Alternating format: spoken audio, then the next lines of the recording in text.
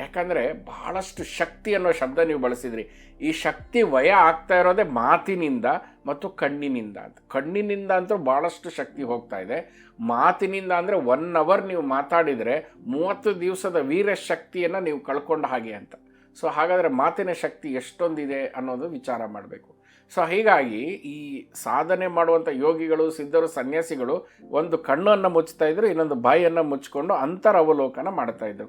ಯಾಕಂದರೆ ಅಂತರವಲೋಕನ ಮಾಡಬೇಕಾದ್ರೆ, ಆತ್ಮಶಕ್ತಿ ಜಾಗೃತ ಮಾಡ್ಕೋಬೇಕಾದ್ರೆ ಅದಕ್ಕೆ ಇಂಜಿನ್ ಯಾವುದು ಅಂತಂದರೆ ಮನಸ್ಸಿನ ಶಕ್ತಿ ಅಂತ. ಈ ಮನಸ್ಸಿನ ಶಕ್ತಿ ಬೆಳಗ್ಗೆ ಏಳ್ತಾ ಇದ್ದ ಹಾಗೇ ಪೋಲಾಗ್ತಾ ಇದೆ. ಕಣ್ಣಿನ ಮೂಲಕ, ಮಾತಿನ ಮೂಲಕ, ಈ ಬೇಡವಾಗಿದ್ದನ್ನು ಕಿವಿ ಕೇಳೋದ್ರ ಮೂಲಕ. ಇವತ್ತಂದ್ರೆ ಹೇಳ್ತಿದ್ದಂಗೆ ಕರಗ್ರೆ ವಸತೆ ಮೊಬೈಲ್ ಅಂತ ಶುರು ಆಗ್ಬಿಟ್ಟಿದೆ. ಮೊಬೈಲಲ್ಲಿ ಶುರು ಮಾಡ್ಕೊಳ್ತೀವಿ, ನೋಡಬಾರ್ದೆಲ್ಲ ನೋಡ್ತೀವಿ. ನಮ್ಮ ಮನಸ್ಸು ಏನಾಗ್ತಾ ಇದೆ ಅಂತಂದರೆ ಅದು ತೂತುಗಳಿರೋ ಮಡಿಕೆ ಥರ ಆಗ್ತಾಯಿದೆ.